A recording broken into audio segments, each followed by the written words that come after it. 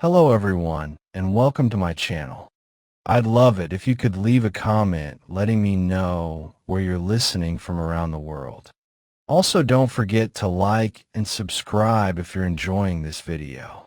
Story 1. I grew up in northwestern New Mexico, not far from the Navajo reservation. Our ranch sat on dry, cracked land, surrounded by acres of open desert, thorny brush, and the kind of silence that gets under your skin after dark. My name's Mason, and this happened when I was 16. My brother, Tyler, was 2 years older, and everything I wasn't: loud, fearless, fast on a dirt bike, and always dragging me into trouble. We weren't just brothers. We were best friends. Most nights, we'd be outside racing our bikes, watching the stars, or daring each other to walk out to the old cattle fence where the coyotes howled. That summer, something changed. It started with a smell, something rotten, like meat left out too long, drifting across the dry wind some nights. My dad blamed a dead animal. My mom burned sage and whispered prayers in the hallway. But Tyler and I, being idiots, we laughed it off. One night, Tyler went out with a couple of guys from town. They were going to ride deep into the desert, where the land flattens out and the wind sounds like whispering voices if you sit still long enough. I remember he tossed me his usual cocky grin before leaving. "Don't wait up," he said. He never came home. By morning, his friends had already returned, but not Tyler. They said he went off alone, trying to jump some old washout, and didn't come back. At first, no one panicked. Tyler had done that before, gone off and come back dirty, bruised, and smiling like an idiot. But this time, the sun set and he still wasn't home. The search lasted 3 days. Cops, locals, even a few trackers from the reservation came out. We found tire tracks, a discarded glove, some broken twigs, but no Tyler, not even a boot print. Then came the fourth night. I was lying in bed, staring at the ceiling fan, listening to it creak. The whole house was heavy with silence, the kind that feels like it's listening back. And then 3 knocks, not on the door, on my window. Tap, tap, tap. My blood froze. I turned slowly, heart hammering in my chest, expecting, I don't know what, but not what I saw. It was Tyler, or something that looked like Tyler. He stood perfectly still in the moonlight. His head was tilted too far to the side, like a broken puppet. His clothes were filthy, torn at the sleeves, caked in dirt. But it was his face that made me sit up in bed and press myself back against the wall. His skin looked too tight, like it had been stretched over his bones by someone who didn't know how human skin should fit. His eyes weren't Tyler's. They were yellow, not hazel, not brown. Yellow, glowing faintly like an animal caught in a flashlight.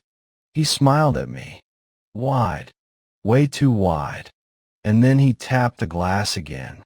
Tap, tap, tap. No words, no sound, just that hollow smile and tapping.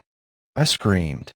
I ran down the hallway, yelling for my parents. They jumped up, confused, half asleep. When we all got back to my room, the window was wide open.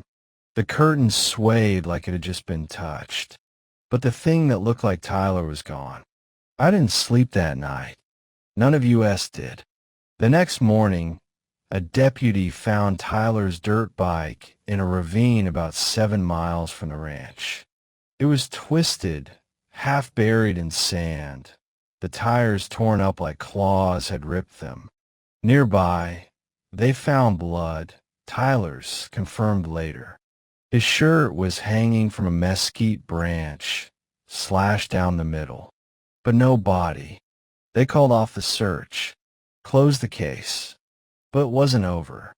Over the next few weeks, I started seeing him out in the fields, near the barbed wire fence, in the barn, always just far enough to make me question it, just long enough to disappear before anyone else could see. He never came close again, but I always knew he was there, watching. One night, a neighbor's dog went missing, then a second, then they found the bones, cleaned, arranged in strange shapes. People started whispering. Navajo elders came by, uninvited, and spoke to my parents in hushed tones. I only caught one phrase, Skinwalker. I didn't know what that meant then. I wish I still didn't. According to the stories, it's a dark witch, a person who's performed unspeakable acts to gain the ability to change into animals, or worse, to wear the skins of others. It doesn't just look like them. It studies them, becomes them, walks like them, talks like them, until even their families can't tell the difference. But there's always something off. I never saw it clearly again. But sometimes, late at night, I'd hear scratching along the side of the house. Soft, measured, or the tap, tap, tap on my window. Once, I worked up the courage to open the curtains. No one there, but pressed into the glass was a handprint, long fingers tipped with what looked like claws. I closed the curtains. Haven't opened them at night since. My parents eventually sold the ranch and moved into town. They said it was too painful, too many memories. But I think they were scared too. We don't talk about Tyler anymore. He was never found, never buried. But every now and then, especially when the wind's just right and the desert goes quiet, I hear it. Tap, tap, tap. And I know he's still out there. Or something wearing his skin. Story 2. I've been driving trucks for nearly 13 years. You learn to love the road, or at least learn how to live with it. Empty highways at 2 a.m., gas station coffee that tastes like motor oil, lonely motel beds with paper-thin walls. But there are certain stretches of land, places the locals never talk much about, where the road doesn't feel empty, where it feels watched. This happened 5 months ago. I was on a delivery run from Colorado to Phoenix, hauling refrigeration units for some tech company. It was supposed to be a straight shot down I-40, but the DOT threw up a last-minute Dieter near Gallup. So I checked my GPS, saw a shortcut through Navajo land, and figured, what the hell? It would shave off at least 45 minutes, and I've never been spooked by superstition. I wish I had been. The road turned narrow, cracked, and forgotten. Not a soul in sight for miles. Just flat, dry land, brush here and there, and then fields. Endless fields of corn. That part struck me as odd. Who the hell grows corn in a place like that? No signs, no homes, just miles of corn under a moonless sky. Around 2 a.m., I had to piss. Bad. I pulled the truck off onto the dirt shoulder, flipped on my hazard lights, and stepped out. The air was dead silent. Not a single chirp. No wind, no bugs, no rustling of stalks. Just nothing. That kind of silence you don't notice until it's already making your ears ring. I walked a few steps into the edge of the cornfield. The truck's taillights cast a faint red glow over the first few rows, but beyond that, it was black as tar. As I zipped up, I heard it. Footsteps, crunching behind me in the dry soil. I turned fast, expecting maybe a raccoon, or hell, even a coyote. But there was nothing. Just rows of corn standing too still. Too perfect. I scanned with my phone's flashlight, sweeping the stalks. Still nothing. Then I heard a slow breath. Not mine. Deeper. Ragged. Human. Before I could say a word, he stepped out. Or it did. At first, I thought it was a man. But now, I'm not sure it ever was. Tall. At least 7 feet. Maybe more. Lanky, like he hadn't eaten in weeks, with limbs that hung too low, knobby joints bent at strange angles. His skin was a pale grayish color, dry like old leather, and stretched too tight over his bones. Draped over his head was a mangy coyote pelt. Its snout hung limply between his eyes, and its dead ears twitched like they still heard something I couldn't. He didn't speak, just stared at me, expressionless, unblinking. I was frozen. My legs wouldn't move. It was like my brain couldn't decide whether to scream or pray. So I did the dumbest thing imaginable. "Hey man, you okay?" That's when he opened his mouth. And I swear to God, my voice came out. "Hey man, you okay?" Same tone, same hesitation, same crack in the voice. It was like hearing a recording of yourself when you weren't expecting it, but twisted, deeper, almost mocking. Something inside me broke then. I bolted. I didn't even look back. I leapt into the truck, slammed the door, and peeled off. Gravel and dust flew everywhere as I sped down that dirt road, wheels skidding. Then I made the mistake of checking my side mirror. It was chasing me, on all fours. It wasn't running like a man anymore. It was galloping like some giant predatory animal, limbs jerking too fast, its back arching and snapping with every stride. The pelt on its head flapped in the wind, and I caught a glimpse of its face beneath. It looked like me. Not entirely. Like someone had tried to carve a mask of my face from memory, but missed the details. Too wide a smile. Eyes too far apart. My face stretched over something else entirely. The truck hit a cattle guard. One of those grated metal barriers laid into the road to keep livestock from crossing. The creature stopped instantly. Just stopped. Dead still. One leg in the air like it had frozen mid-stride. And then it stood upright again. Slowly. Almost gracefully. It just watched me drive away. Even as I disappeared down the road, it stayed there. Motionless. I didn't breathe until I was 15 miles out. Not until the cornfields gave way to empty scrubland. Not until the stars reappeared in the sky and the normal night sounds came back. I made it to Phoenix by morning. Didn't stop once. I told my dispatcher I'd never take that route again.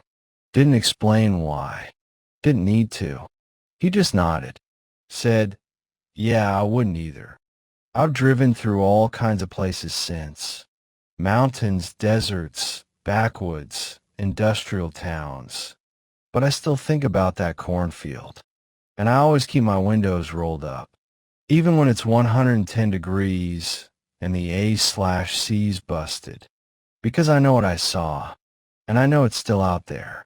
Waiting behind those stalks. Wearing someone's skin. Maybe even mine. Story 3. 3 years ago, my friends and I went camping just outside Flagstaff, Arizona, deep into the pines where the trees crowd the sky and the silence sits like dust on your skin. We were 4 in total. Me, Jake, Marcus, and Brian. We were all in our 20s, mostly just bored with our routines and desperate for a break that didn't involve screens, deadlines, or city noise. The trip was Brian's idea.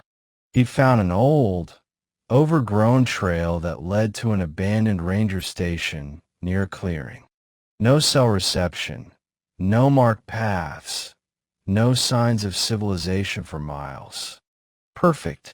Before we reached the site, we stopped at a rundown gas station on the edge of town. The kind of place with flickering lights and shelves covered in decades-old dust. The old man behind the counter, skin like tanned leather and eyes milky from cataracts, said something strange when he saw our supplies. "Don't build a fire," he muttered while bagging our snacks. Jake laughed. "What are we supposed to do? Sit in the dark and hold hands?" The old man didn't laugh. He leaned in close, close enough that I smelled the stale tobacco on his breath. "Things are drawn to the flame," he said. "Old things." We laughed it off. Of course we did. That's what you do when locals say spooky things near forests. It's part of the experience. We reached the clearing just before dusk. It was beautiful in a kind of eerie, forgotten way. The trees were massive and gnarled, leaning in like they were trying to listen. The ranger station was little more than a pile of rotting wood, overtaken by vines and moss. We set up camp on the opposite side of the clearing, far enough that it felt like our own world. As the sun dipped low and the shadows stretched long, Jake broke out the firewood.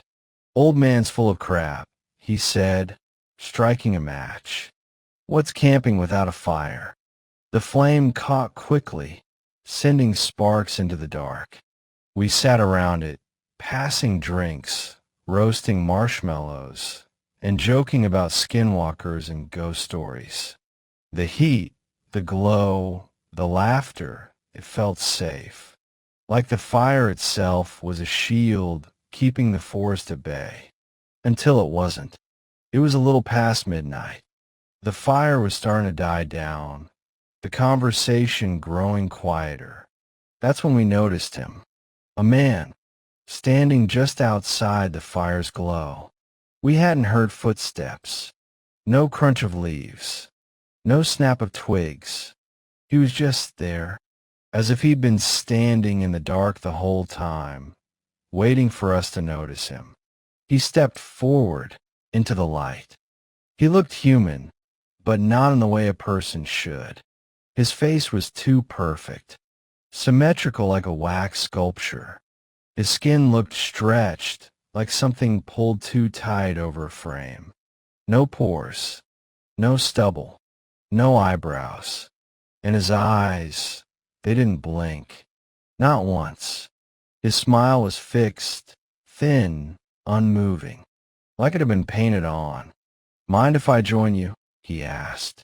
His voice was calm, polite, but empty, like someone who had learned human speech from a manual.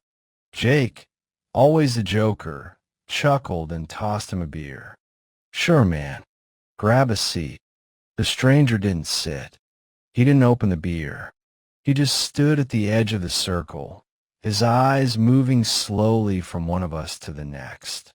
He looked at Marcus, then Brian, then Jake, then me, not scanning, staring, holding eye contact like he was burning something into memory. The fire popped. A coal jumped onto Jake's boot, and he yelped, laughing it off. When we looked back up, the man was gone.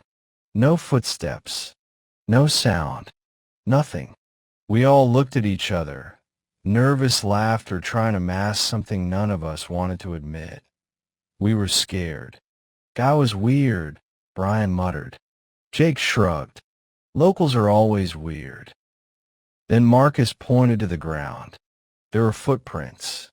Not the kind you'd expect from boots or bare feet. Hooves. Deep, clefted impressions in the dirt, like something heavy had stood there. Maybe he was wearing goat hooves as a prank. Marcus suggested, but his voice shook. We tried to laugh again. Forced it, but something in the air had shifted. The forest, once still and quiet, felt like it was listening. That night, none of us slept. Something circled our tents. We heard it moving between the trees. Soft at first, then louder. The unmistakable sound of something sniffing, breathing, just outside the fabric. There were scratches, low growls, and whispers in a language I didn't understand. Not even words, really, just sounds that didn't belong in the mouth of anything human. At one point, I swear I saw a shadow through my tent wall. Tall, too tall, with antlers, or maybe horns, outlined against the thin nylon. We didn't dare move. We barely breathed. When dawn finally came, we unzipped our tents and looked around. Every tree in a 30-foot radius had claw marks on the bark, deep, raked in sets of 4, like a giant hand had swiped through them.